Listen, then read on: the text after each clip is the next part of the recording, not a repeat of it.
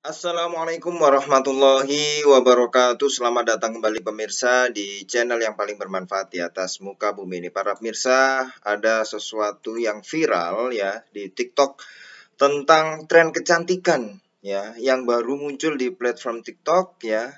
Tren ini tren ya, karena tren diikuti banyak orang, ini bahaya juga ya. Tren ini cukup ekstrim lantaran darah haid jadi skincare di platform TikTok ya. Para TikTokers mengoleskan darah menstruasi mereka ke kulit wajah. Wow, mengoleskan darah menstruasi, darah haid mereka ke kulit wajah.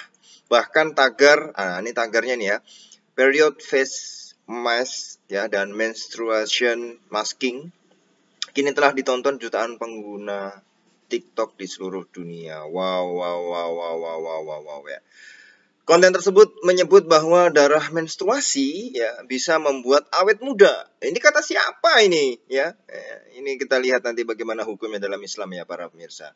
Namun mengikuti siklus menstruasi, para wanita ini hanya bisa mengoleskan darah itu satu kali saja dalam sebulan. Ya, ini kita harus lihat dulu, ini hoax ini kayaknya ini ya. Jadi katanya kalau mengoleskan darah haid itu ke muka bisa bikin awet muda. Tren ini diikuti beberapa orang, banyak juga yang berkomentar jijik dan menganggapnya sebagai sesuatu yang salah. Bahkan, yang kita lihat dari segi kesehatan dulu guys. Dokter kulit ya, sebenarnya dikutip oleh media online meminta agar tidak ada orang yang mengikuti tren tersebut. Tolong saya mohon, jangan gunakan darah menstruasi Anda sebagai masker wajah, kata ahli kulit yaitu dokter kulit ya. Dia menyebut kemungkinan adanya bakteri yang terkandung dalam darah. Tidak cuma itu, bisa jadi juga ada keringat dan kotoran lain pada darah yang justru berbahaya untuk kulit wajah ya. Singkat kata, tren darah haid jadi skincare di TikTok itu berpotensi bahaya. Ini dari segi medis ya para pemirsa, dari segi medis ya itu berbahaya ya. Kita lihat lagi yang lain dari pendapat yang lain ya. Kenapa? Karena darah haid itu umumnya dibersihkan dan dibuang. Saat digunakan sebagai masker, ya proses pengumpulan darah ini pun sudah pasti tidak steril. Ya, apalagi di muka lagi. Mulai dari bakteri, ragi, virus ya dapat berkumpul ya. Darah haid dapat menginfeksi kulit Anda. Apalagi kalau misalnya pas mukanya, kulit wajahnya ada luka. Nah, ini bisa jadi infeksi ya.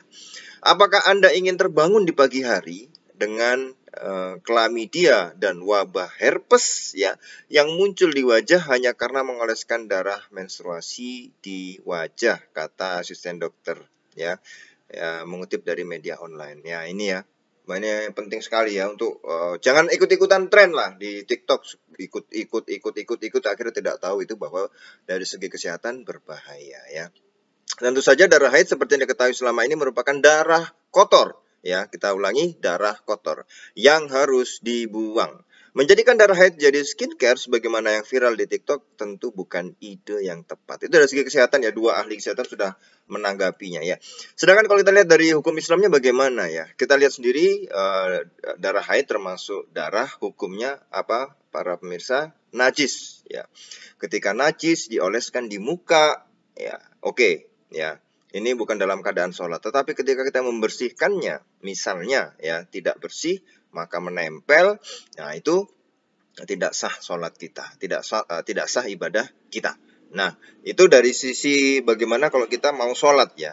Kalau saya kan sedang tidak sholat, maka namanya darah haid ya. Oh iya ya betul ya, darah haid kan sedang tidak sholat, gitu. Jadi saya sah-sah aja. Oke.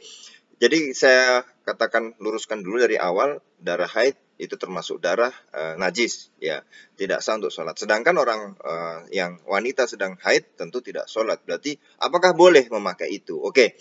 Kalaupun itu ya misalnya dilumuri di muka sebagai skincare dan dia sedang tidak sholat kan berarti kan tidak apa-apa, tidak harus bersuci ya kan, karena dia sedang haid ya.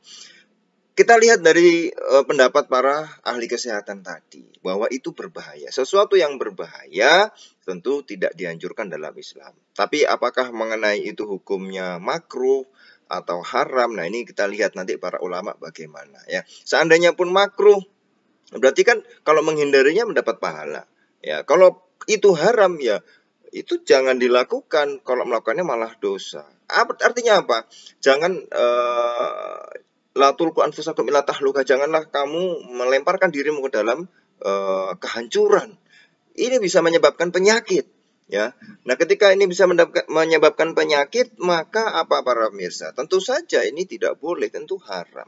Ya, saya searching-searching belum ada para ulama fatwa yang mengomentari hal ini. Tapi kita lihat ya dari bagaimana kaidah-kaidah fikih atau usul fik ya, tentu saja sesuatu yang berbahaya hukumnya haram, berbahaya untuk kita. Kita lihat dari segi kesehatan tadi bahwa banyak ragi, virus, bakteri dan lain sebagainya yang bisa menempel di muka dan itu berbahaya untuk kita. Sesuatu yang berbahaya untuk kita maka hukumnya adalah haram. Ya, itu saja ya. Maka kita begini, ketika saya menerjemahkan buku fatwa-fatwa tentang bencana COVID-19 ya, itu di depan di mukodimahnya ya, Syekh Syauqi Alam mengatakan demikian. Kalau Islam itu turun, ayat pertamanya adalah Iqra. Iqra itu adalah dekat sekali dengan ilmu pengetahuan. Maka seharusnya ya hukum-hukum yang dihasilkan, fatwa-fatwa yang dihasilkan itu harus sinergi dengan ilmu pengetahuan. Jangan kemudian bertentangan dengan ilmu pengetahuan. Nah, kita lihat dari tadi ya dua pendapat ahli dokter kulit ya dan ahli kulit mengatakan bahwa itu berbahaya. Maka seharusnya fatwanya ya, kalaupun ada ya, itu juga mengatakan bahwa mengoleskan sesuatu yang kotor yaitu darah haid, darah mens di wajah, maka hukumnya haram dan harus dihindari. Seharusnya seperti itu ya.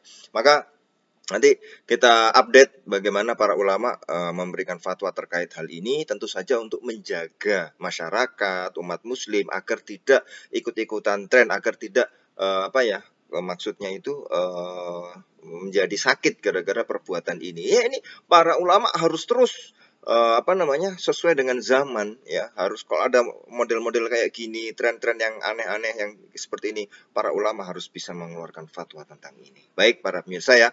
Jadi itu rentetannya, maka mudah-mudahan bisa kita hindari ya mengoleskan darah menstruasi itu ke muka ya. Ini tolong dihindari, jangan asal tren-tren saja. Baik para pemirsa, kita akan ketemu lagi insyaallah di video selanjutnya.